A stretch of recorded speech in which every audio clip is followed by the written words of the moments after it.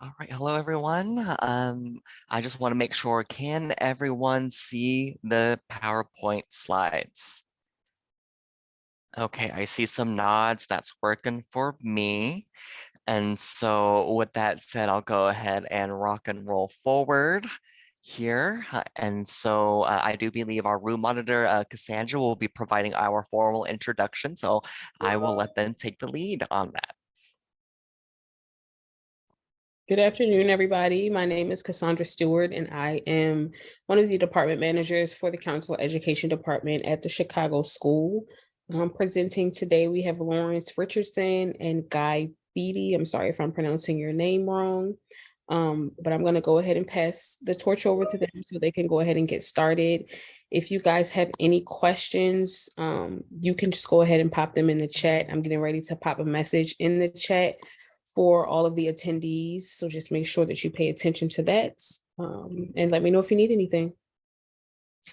Wonderful. Thank you, Cassandra. I apologize for mispronouncing your name earlier, and thank you for teaching me how to pronounce it.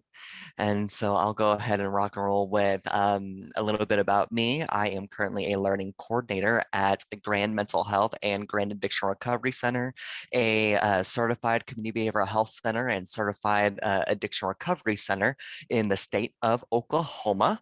I am a twice grad from Oklahoma State University with a master's in counseling and my bachelor's degree in psychology. I am also honored to be a 2016 National Board of Certified Counselors Foundation Minority Mental Health Fellow. And I am eager to be working with you here today, talking about what it means to be a leader in the profession. I will allow Guy to introduce himself as well. All right, thanks, Lawrence. So my name is Guy Bodie, and I am a doctoral candidate at Montclair State University. I am also an integrated team manager at Grand Lake Mental Health in Oklahoma. I am also a 2021 doctoral fellow for the NBCC Foundation. So I have a lot of parallels with, with Lawrence, and I'm really happy to be here to have a discussion with you all about leadership and how leadership should be embedded throughout our journeys as counselors and embedded in our journeys as counselor educators and in the curricula for counselors in training. Fantastic. Let's go ahead and move forward. So just to set some expectations for today, this is what our agenda is. And so we'll essentially be defining and discussing what leadership is and how we can operationalize that in the counsel profession. And then we'll also review the CACREP competencies to see how they're relevant to leadership in our profession. Then we'll explore what organizational culture is and how it can impact our development as professional counselors. And then lastly, discussing the career, clinical, and professional development issues to help prepare counselors in training to become future leaders in counseling.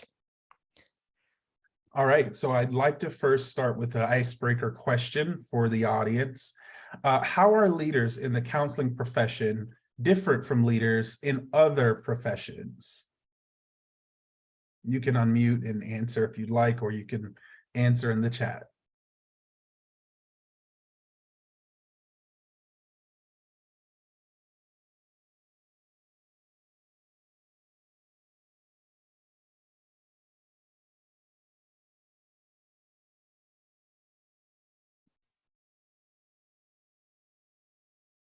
The question is, how are leaders in the counseling profession different from leaders in other professions? I went ahead and placed that in the chat just for a reminder, and maybe as we're waiting for some responses, I am certain that many of us have worked in different industries and having experienced different types of leaders here. So we are getting some feedback. So we got some answers here. Awesome. Go ahead. Go for it, Guy. Katie Bremer says that we have to keep communities safe. Yes.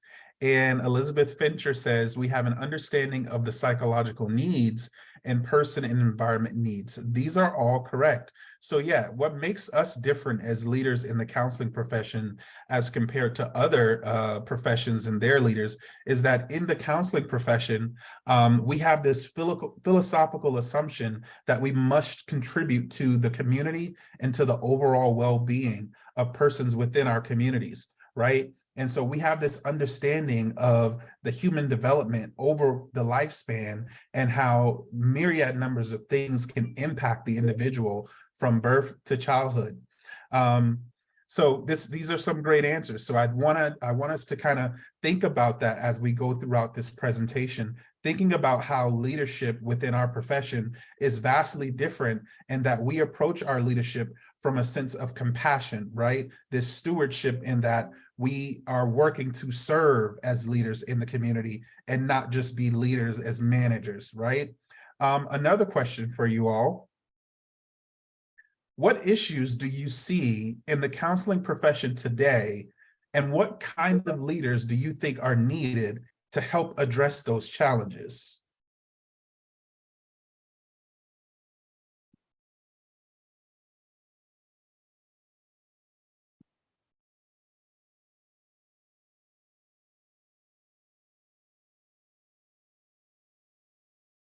Okay. And so the question is, what issues do you see in the counseling profession today, and what kind of leaders are needed to help address these challenges? Okay, Elizabeth says social justice has slowly become a thing in counseling. That is correct.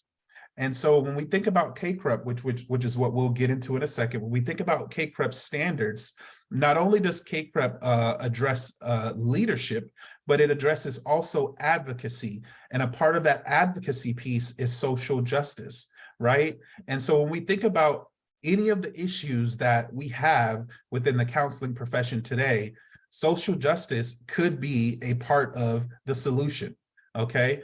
Jose Lopez says not enough attention is being put in clients that speak another language. That is also correct. That is also correct. And when I think about language and how we're not just paying attention to the language that many of our clients speak, but we think about culture, right? Overall culture, and how, like Jose says, 50 million people in the country speak Spanish. Why aren't there enough Spanish-speaking counselors? Why aren't there enough counselors who are bilingual? Why aren't there enough counselors who speak these secondary and tertiary languages of the country? And not just the language itself, we need more counselors who are culturally competent to work with clients from not just westernized populations, but clients that immigrate to the country, clients that don't have predominantly white cultures in our country.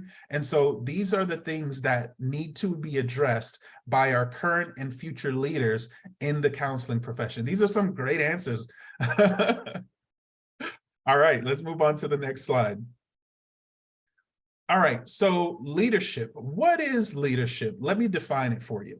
So leadership is defined to be those actions by individuals in professional counseling that contribute to the realization of our individual and collective capacity to serve others competently, ethically, and justly as helping professionals. So when we think of a leader in the counseling profession is a servant leader who aspires to a vision of service that reflects well upon the profession and does so out of a spirit of service and selflessness. And so when we think about going into a leadership role within our profession, again, you're not just acting as a manager, you're not just acting as an executive or a CEO or a boss. You're working with this worldview and this lens in that you are serving others. You're serving your colleagues, and primarily you're serving your community. So we are servant leaders in the counseling profession. Okay, so leadership in the profession. When we think of servant leadership is a hallmark of the counseling profession.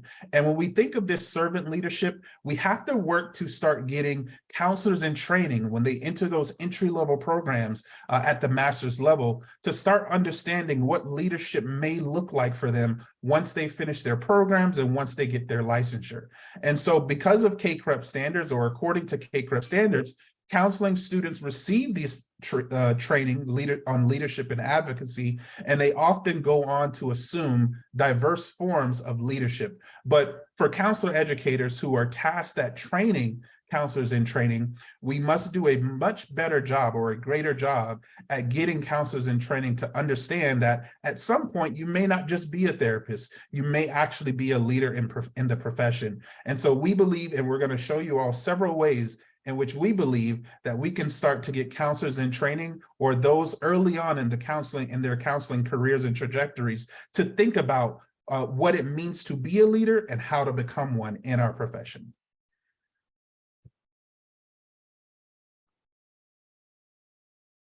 All right, and so we're also going to go ahead and start taking a look at these specific CACREP competencies and how they address leadership. And so I appreciate Guy's foundation of defining what leadership is, specifically in our profession. And so when we really look at our CACREP competencies, we are training and educating not just future professional counselors, but future clinical supervisors, to use a general broad term, and also potentially future counselor educators, and lastly, future leaders in our organizations. And so we really need to start looking at what are ways that we're cultivating learning about leadership.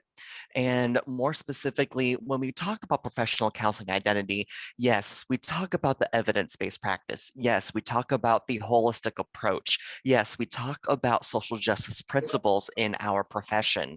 At the same time, when many fully licensed professional counselors eventually become leaders in various organizations and groups, we need to start thinking about what are the next steps. And so that leads into the professional practice and looking at evaluation and the different specialty areas as well. So let's go ahead and do a little bit of a deeper dive of that.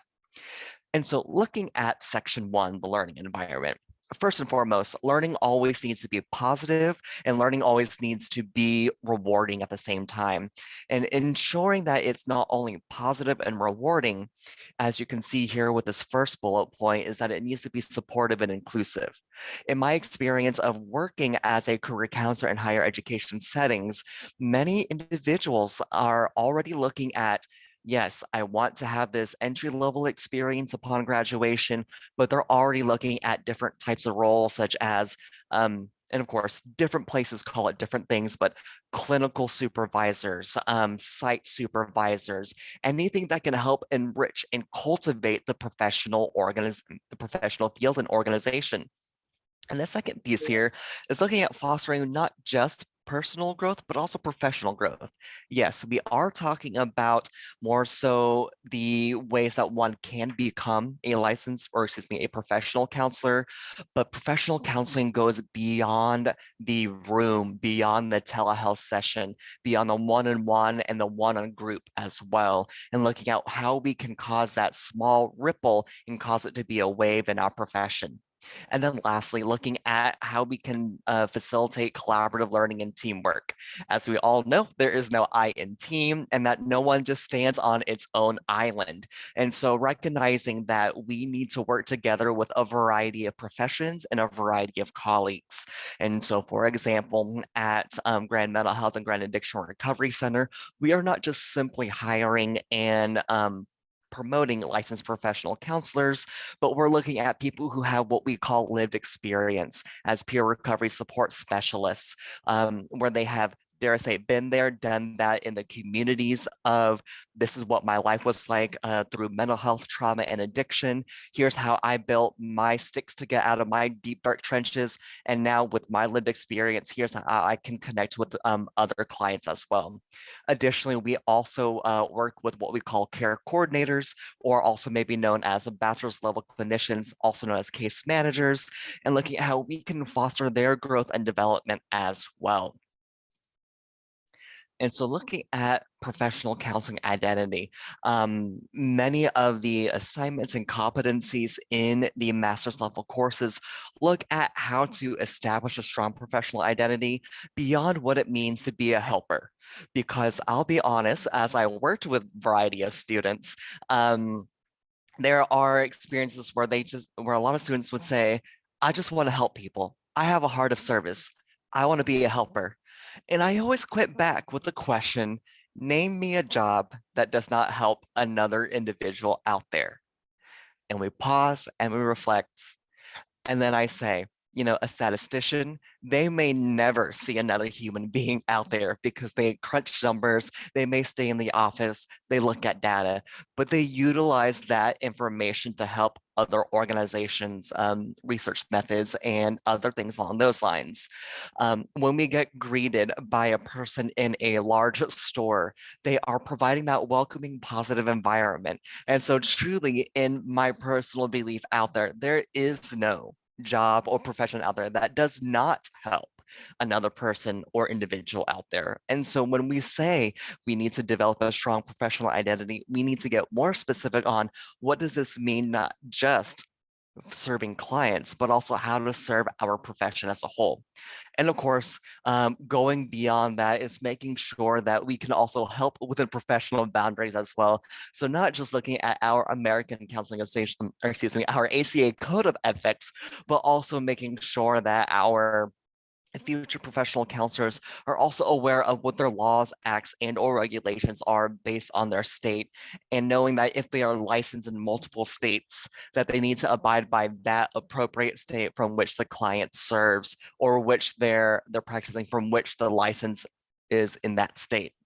And then also advocating for clients and the counseling profession. I will be honest that advocacy is a beautiful, beautiful thing, but I'll just self-reflect on my time when I was in a master's program. Advocacy was really spoken about in this higher tier abstract approach, and it wasn't really given practical takeaways. And so with that, it's going beyond we need to do more of this, sharing posts on social media and things along those lines, but really looking at ways that we can address the clients, the communities that we serve, but also our professional community as a whole. And then also looking at practice here. So yes, many of the developmental conversations are, what's your theoretical orientation?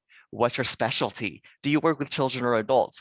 Well, those are all great pieces. We also need to think about the implications of how that can inform us as future professional supervisors or future managers or future leaders in our profession as well. And also, when we think about establishing therapeutic relationships, I'll be honest, a lot of our core content that we learn in our curriculum, it doesn't stop between counselor and client. It can easily be translated with some adaptations, of course, in the ways that we can communicate it with supervisees or colleagues, or dare I say, what I like to call the C-suite executives or executive leadership, those that hold the CEO, CCO, CHRO, etc. alphabet soups out there.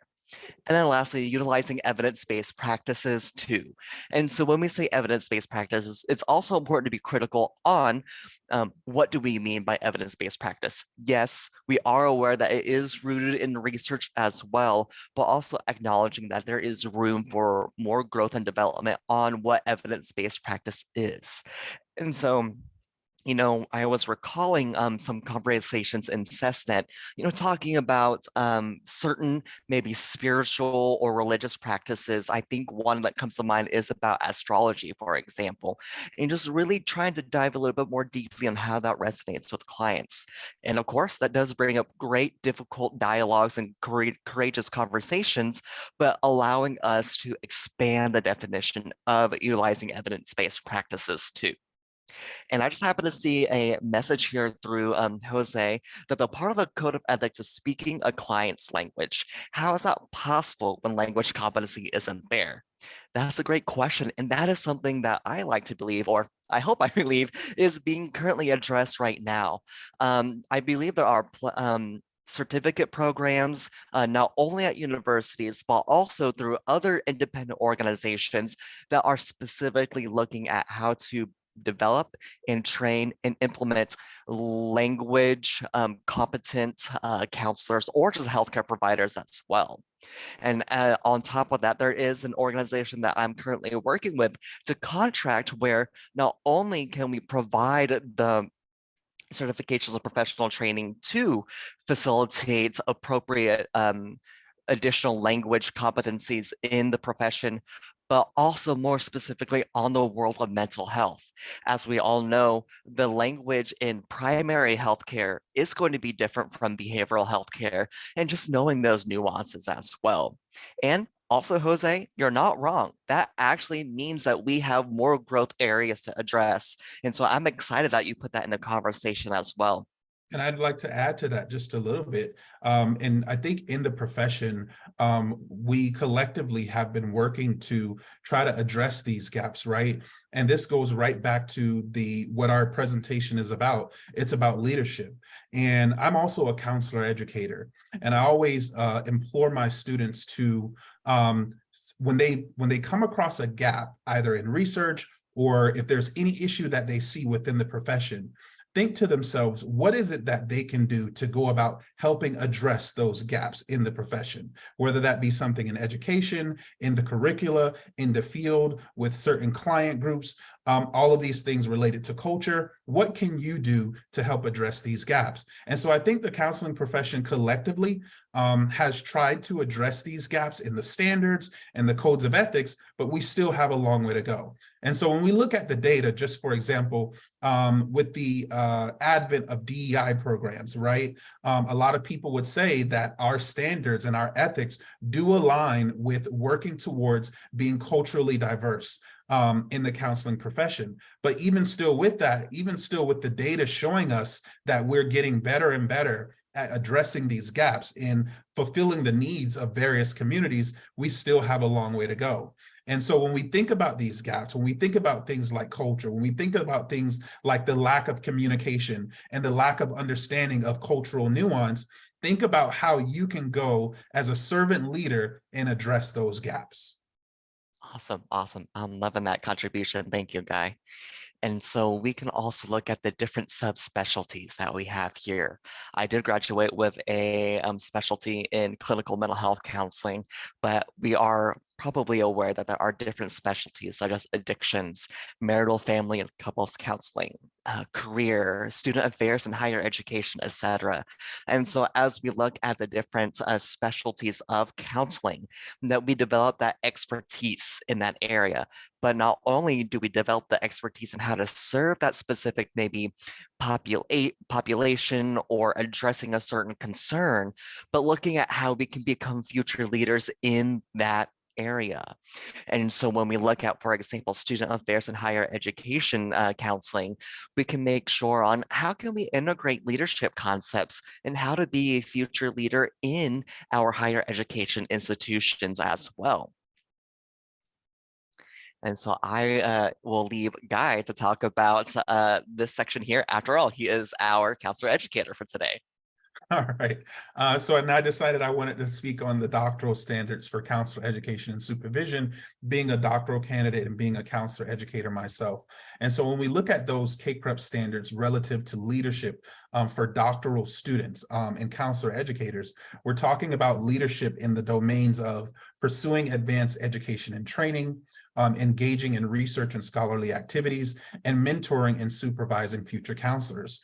And so I think CACREP goes even further to advance our mission in leadership and advocacy at the doctoral level.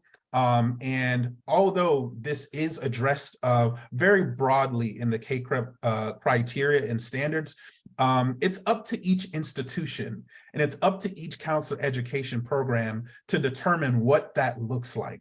Right. And so for those of us who are in the room who are either counselor educators or future counselor educators, counseling program directors, we have to think about how we can be intentional about infusing leadership and advocacy in these three domains relative to the CACREP criteria, right? And so traditionally, it's been only doctoral programs where leadership and advocacy has been a focal point for students. We need to try to do a better job at getting master students, counselors in training to understand what leadership is and what it looks like and how they can go about doing it. We have to make sure that our counselors in training are have those skills and develop the skills necessary to be future leaders. And so further looking at those doctoral standards, we're thinking about theories and skills of leadership, leadership and leadership development in professional organizations, which we'll get to, leadership, management, and administration and counseling in organizations and other institutions, leadership roles and strategies for responding to crises and disasters, strategies of leadership and consultation, and the role of the counselor and counselor educators in advocating on the behalf of the profession and professional identity. And so these are the various ways in which not only doctoral students, but counselors in training at the master's level can think about going about being leaders within the profession. So are these standards relevant to leadership? Yes, they are. They're relevant because we have leadership theories, right? When we think about CSI as an organization, and they talk a lot about leadership theories and how we can go about conceptualizing our work as counselors relevant to leadership. And this affects not just student affairs, school counseling, and it all relates back to the doctoral standards, but just keep in mind that these doctoral standards that you find via CACREP can also be applied to counselors in training in master's programs. And so here, okay, just want to make sure I wasn't on mute. So here, I just wanted to identify that just something to recognize that when we talk about organizational culture, we also need to reflect on what type of culture are we facilitating in our academic environments. And so in my experience, I do believe that many counselor educators and future counselor educators are typically in environments that are supportive of self-care and healthy boundaries. But nonetheless, there is still this, dare I say, stereotype of how we develop our future doctoral candidates to become steely academics in professorship. And so I am still hearing that various environments are in this, dare I say, publish or perish environment, which that can scare off some of our future potential leaders out there, where they want to really contribute to the profession, but they don't want to feel like they have to sacrifice who they are, sacrifice their boundaries, sacrifice their home life to contribute to the profession as well. And then lastly, when we enter into new environments, when we graduate with our degrees, then we need to recognize that the graduates will be entering into different types of work environments as well. And so while we may have this insulated area where we talk about social justice, multicultural values, and things that are very important and things that are very pertinent for the counseling profession, they may enter a workforce that may not have an environment that is as receptive to those types of principles that they were trained, educated, and mentored upon. So having their skills to have those conversations, to equip them with the appropriate ways to say, I'm noticing that there are not many initiatives in trying to support our, dare I say, clients of color or clients of LGBTQ issues, or that there is a gap of serving Spanish speaking, Vietnamese speaking, ABC speaking types of clients. What can we do to address that? And I will mention my organization, for example. We live in Oklahoma, and there is one significant event that forcibly moved indigenous populations to today's state called Oklahoma, which is also known as the Trail of Tears. That is typically taught in high school level Oklahoman history, but there are also other aspects of history that we're not integrating. And so, for example, as a learning coordinator, I do lead the diversity, equity, inclusion, and justice initiatives. And I ask about the Tulsa Race Massacre. Many of the adults in that room will tell me, I've never heard of this before, or I just learned about this 4, 5, 6 years ago. I was honored to learn about it when I was in high school, but the only reason why I learned about it was because I was in a place where I could take advanced placement US history. It is not typically taught in, I believe, the typical curriculum. I'm not a fan of using that word, but that's the only word that comes to mind right now. And that is an important part of our own history. Why is that not taught in Oklahoman history? And so there are many pieces of history that are being washed out, that are being drowned out. And so it's really important to know that we need to have these conversations because of, dare I call it, intergenerational trauma, historical trauma. That is a thing. And so when we can't address that effectively in our organizations, how can we effectively and ethically serve the clients that we have here? And so here we are looking at our career clinical professional development for future counseling leaders. Take it away, Guy. All right, yeah, that was amazing, Lawrence. And so when we think about, I want to make sure that I'm addressing, the different people in the room, right? And so we are talking about stakeholders in the profession. We're talking about counselor educators, whether tenure track, pre-tenure track, whether you're adjunct. We're talking about doctoral students. We're talking about counselors in training, right? We want to make sure that we are addressing all individuals that have a stake in the counseling profession and the work that we do. And so we know that those who are going to go on to serve start as counselors in training, right? And so we want to make sure that we're being very extremely intentional about having conversations with those students who show that leadership potential and who have a need and a drive and a hunger to be leaders in our profession. But we have to know how we can go about cultivating that for each of our counselors in training, right?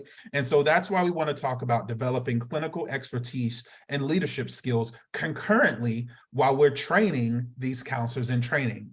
And one of the ways that you can start to get your students, or if you are a student, one of the ways you can start going about developing your leadership skills is joining organizations. Okay. And so one of those organizations is Chi Sigma Iota. I had no idea what Chi Sigma was when I went into my master's program some years ago.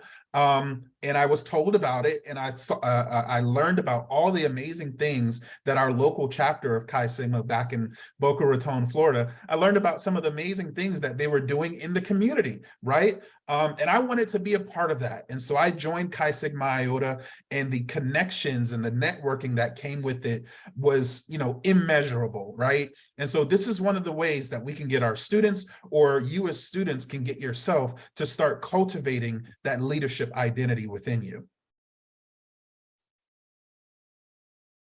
Okay. And so again, engaging in ongoing professional development and lifelong learning. So there are a myriad number of organizations that you can join when you're a master's student, when you're a doctoral student, when you're postmasters, when you're fully licensed, and even when you become a counselor educator, if that's the route you decide to go. And so listed here are just a number of the organizations that are within the United States. And there are some international organizations as well that I have not listed here that you can join that could help you in cultivating your professional identity as it relates to becoming a leader within the profession. Okay, and one large component that I myself deem to be integral to the building of professional identity and building on that leadership that you'd want to be a leader within the profession is building your network and seeking mentorship opportunities. I am really big on network building and mentorship. That is what I do. Working on my dissertation is about networking and mentorship. I've even created my own term for my type of mentorship, which we'll talk about, right? And so if you are a student, a counselor in training, or if you're a counselor educator and you want your students to go about creating getting into mentorship positions and creating their own network, right? There are organizations that are very intentional about having mentorship programs to cultivate that. And, ACA, AMHCA, NBCC, ASCA, the APA, ACES, all of these organizations, including state counseling organizations, some of your local counseling organizations are intentional about having mentorship as part of our way of building leaders within the profession. As we stated, Lawrence and I are both NBCC fellows, right? And the amount of mentorship and networking that we've received through NBCC alone is immeasurable, right?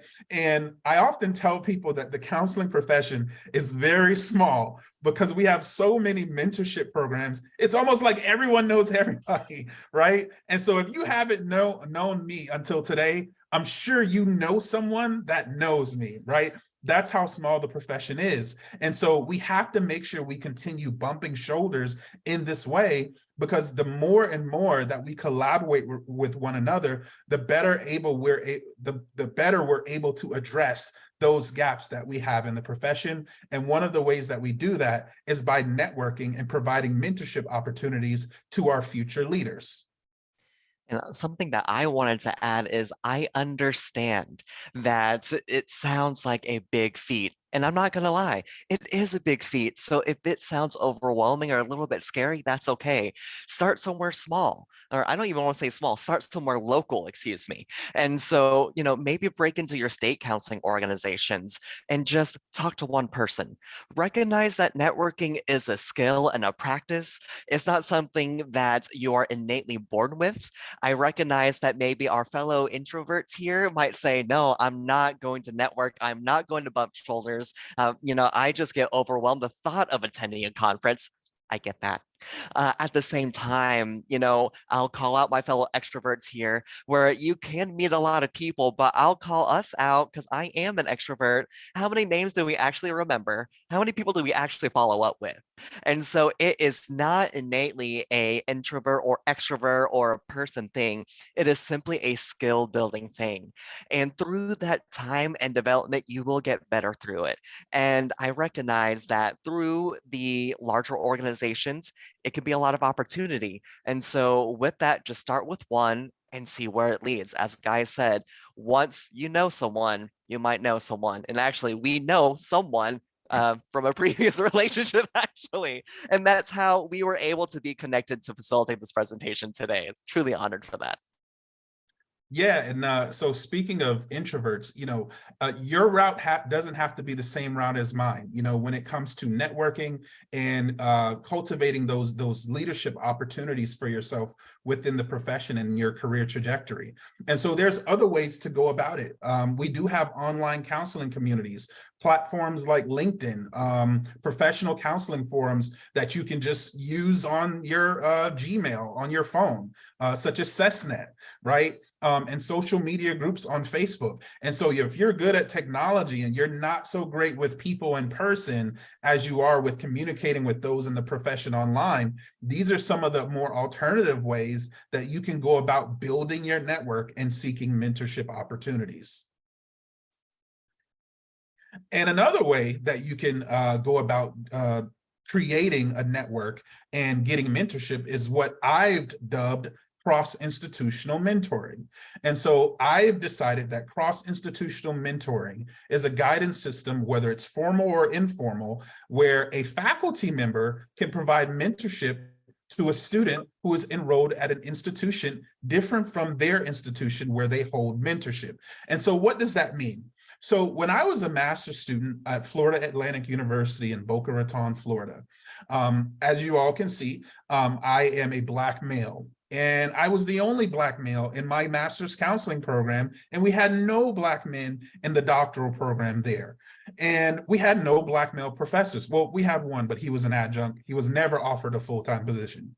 And so I did not see anyone that looked like me. And the research, and we have conversations about how important representation is.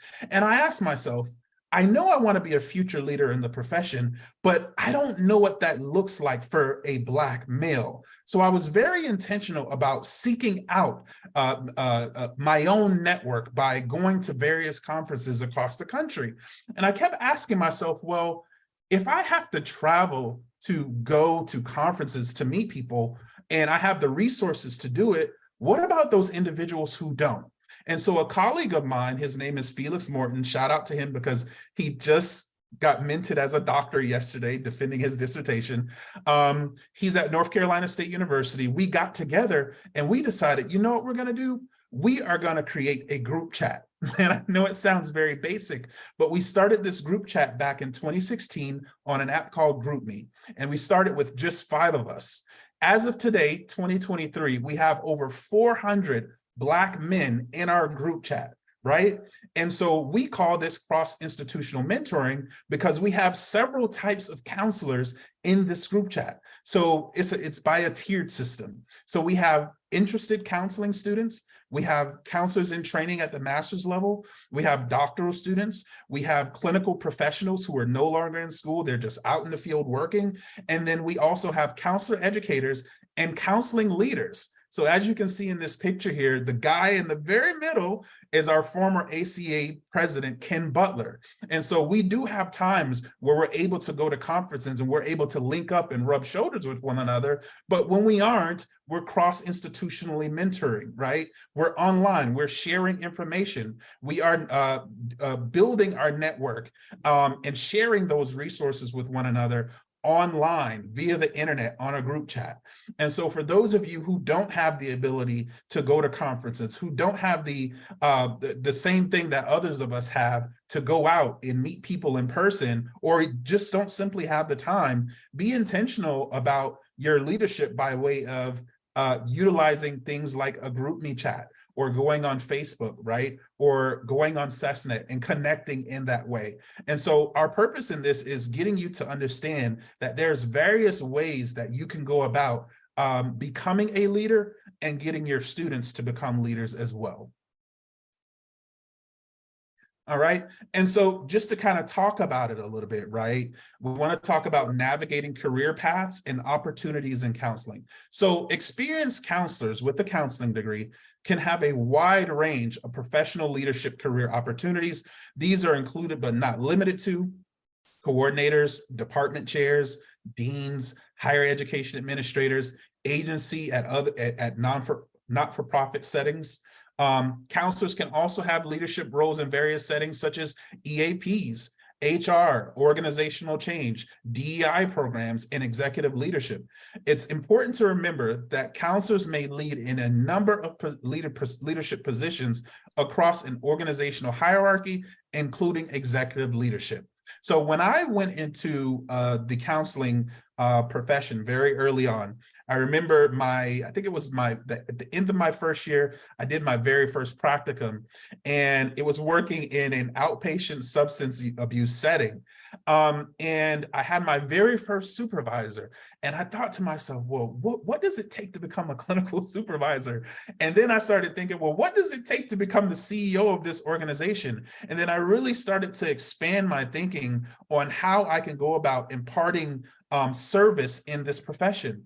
And so we have to make sure we're intentional about, especially us counselor educators, having conversations or infusing these things into the curriculum for our counselors in training, so that they can understand that they may not only be a counselor 4 or 5 years from now post-licensure. They may be something totally different from a counselor. They can be someone who is in organization, right? Who is in leadership, who is an administrator, who is a counselor educator or teaching, right? And then there's also a whole slew of private sector jobs that persons with a counselor degree and a license can do, right? But we just want to start making sure that we get counselors in training to think about this very early on, so that they don't feel like their career is boxed in only doing clinical work. And one thing I'd like to add is that I am one of those folks that landed in a variety of settings as well.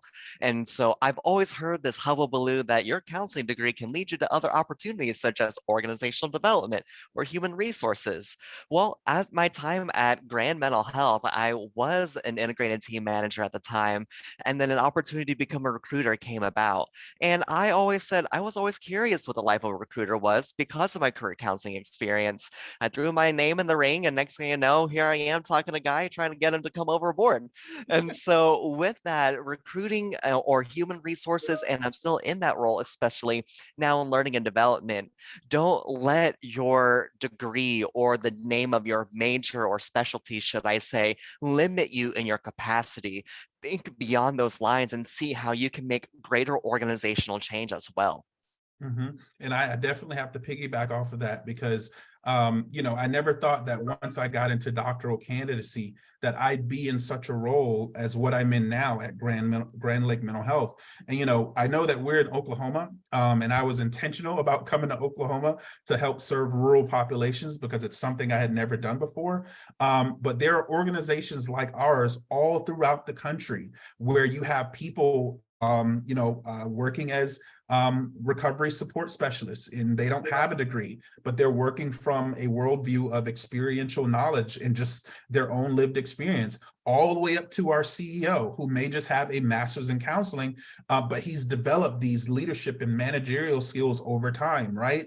And so when you think about yourself as a future leader, and even those of you who are already leaders, who are already counselor educators, who are already full-fledged clinicians, when you think about things like burnout, well, you don't have to go to the next counseling job. There are other things that you can do. All right. And so I'd like us to start talking about organizational culture and its impact on counselor development. So once you all do finish that master's degree, get licensed, and go out into the communities and work in organizations, it's important to understand organizational culture and what it is. So organizational culture in counseling settings refers to that shared basic assumption where we're talking about shared values, beliefs, norms, and practices that shape the working environment and relationships within a counseling organization. It also encompasses the collective attitudes and behaviors of counselors, admins, and staff, and it influences how they interact, make decisions, and provide services to clients. When we parallel organizational culture to the CACREP standards, CACREP says that it is to be encouraging counselor education programs to emphasize their acknowledgement of the shared basic assumption by publicizing comprehensive mission statements that attend to leadership, right? And also, CACREP requires counselor education programs to curate learning environments and curriculum that prepare doctoral students to serve as current and future leaders. And so when we think about those CACREP standards and how we are preparing our doctoral students and even our counselors in training, we want to make sure we're infusing that thought process around organizational culture and what these future leaders can be prepared for once they get into these various organizations. All right. And so how does culture affect leadership? What would the culture be like when you go into, let's say, like where we're at, Grand Lake Mental Health, working in rural community mental health? How does the culture in a rural town or in a rural state affect the work culture or affect the organizational culture? And how does that then affect the work that you do with your clients or with the community or in the profession, right? And so we got to look at various domains. Those domains are managing problematic behaviors, opting out of vital conversations, fixing the wrong thing for the wrong reason, addressing the fears, feelings, experiences, having heard conversations for meaningful change, and staying in the discomfort of identifying problems. In these various domains, we can think about how culture can affect our work in the organization. And one thing that I also want to add is that these principles actually do come from Brene Brown's Dare to Lead. And it really focuses on how can we challenge what we might perceive as typical or current levels of leadership and how we need to just essentially transform what that means. And as future leaders in our profession, we can essentially impact maybe how cultures and organizations interpret what leadership is. Mm-hmm. And so when we think about organizational values and the norms and how they affect counselors and how they affect us in the workplace, they affect us in various domains. They affect our professional identity. They affect our decision-making skills. They affect how we go about providing client-centered care. It affects our collaboration and teamwork. It affects our professional development, and it affects how we perceive and how we counteract burnout and work-life balance. Okay. And so when we think about some of the strategies to help foster a positive and supportive organizational culture, whether you're a leader in the organization or whether you're someone who is under management in an organization, I want us to all start to think about the ways that we can go about fostering a more positive and supportive organizational culture. And so I've outlined some various domains here that we can go about looking at in order to accomplish that. Number one, leading by example, right? When you go in, I know for me, I primarily used to work in urban metropolitan areas. And I would always teach my master's students about understanding different cultures, teaching multicultural counseling. And I thought to myself, well, you know what? I never worked in rural community mental health before. So why don't I take this job? Well, Lawrence had been recruiting me for like a year. But I said, why don't I take this job in rural community mental health? Because I've never done it before. And if I'm going to be teaching my students about opening themselves up to different cultures, why don't I, as a Black man, go to a predominantly white space, a rural space, and learn what that means for clients in that area, right? And so this is an example of me leading by example and how you can use leading by example to affect culture, not just within the organization, but in spaces within the profession. Fostering open communication is another way. Prioritizing professional development. We've talked about being intentional about joining organizations, supporting work-life balance, fostering collaboration and teamwork. We know how important that is. That stems from that networking and mentorship piece. Recognizing and appreciating achievements. And so one thing I know about the counseling profession is that we do a great job at making sure that we recognize the achievements of those who are doing within our profession and within our communities. So never cease to congratulate someone for what they're doing, and never cease to be humble, of course, but never cease to understand the good that you are doing for your community and the profession as well, right? Promotion of diversity, equity, inclusion. I know that this is a hot button topic right now, but it is still core and embedded in our CACREP competencies, and it's embedded in the ACA Code of Ethics that we promote diversity, equity, and inclusion. And I know in some states in this country, I'm from Florida, and I understand there's a lot going on in Florida right now with the new laws being passed, the anti-DEI, and states like Ohio as well. But please keep in mind that the promotion of diversity, equity, and inclusion, and just gaining of those competencies for cultures other than is still core to what we do. And as long as we continue that on that mission, we can go about fostering more positive and supportive environments for all people within organizations, right? And the last two, encouraging wellness programs. One example of that is, and I'm speaking fast because I know we're running out of time. One example of that is, I know here at Grand Lake Mental Health, for example, we have what's called wellness days. So the organization has worked to foster a more positive organizational culture by every other week giving us a Friday off. Right? You don't have to work every other Friday. And so that is one component of a wellness program that can be instituted into an organization to promote wellness and to promote further positive and supportive culture, right? And lastly, fostering learning and organization. Another thing that we do here at Grand is that we provide paid days off, right?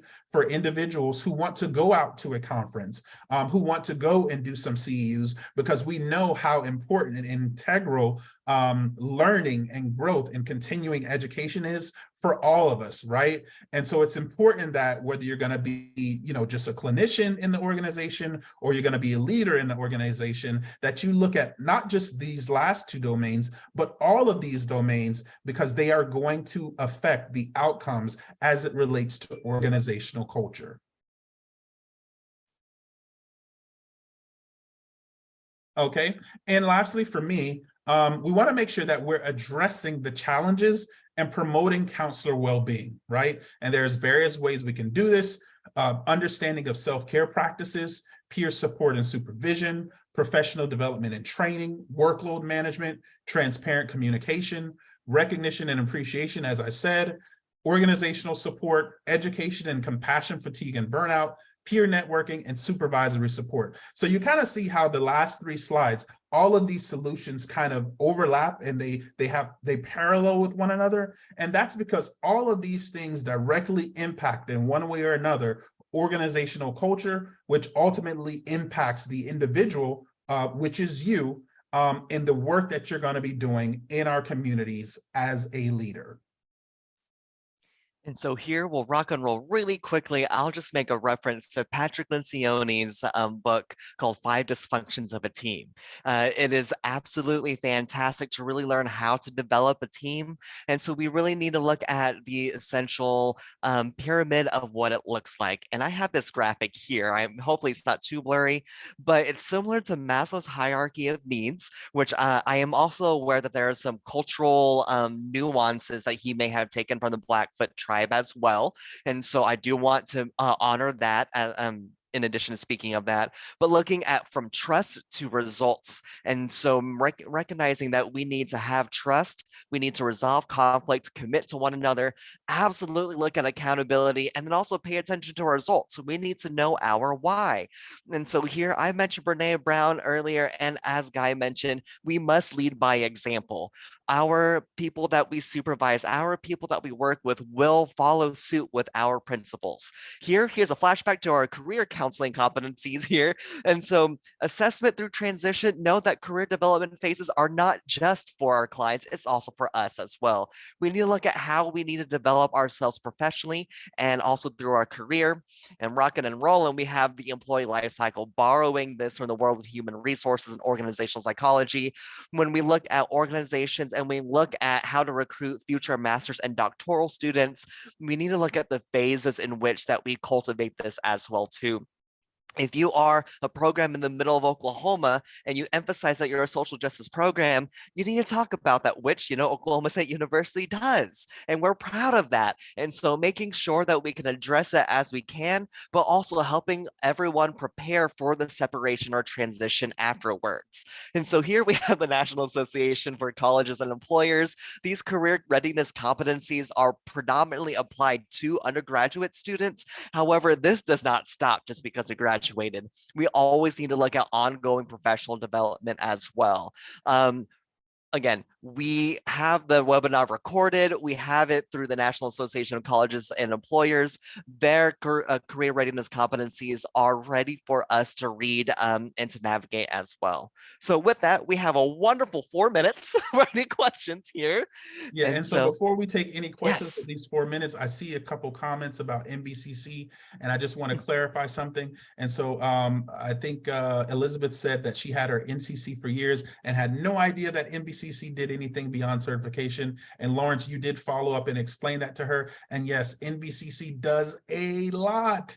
And not only do they do a lot, they do some more, right? And so be intentional about trying to be a part of the organization and getting students to be a part of the organization as well. They offer tons of fellowships, tons of mentorships. I probably wouldn't have made it through my doctoral studies financially if it wasn't for NBCC. I'm traveling to Atlanta in 2 weeks from now for free because of NBCC, right? And it's not just NBCC that does these things. It's a myriad number of organizations within the counseling profession. So let's be intentional about increasing our students and those around us in the profession, our networking and tapping into those resources.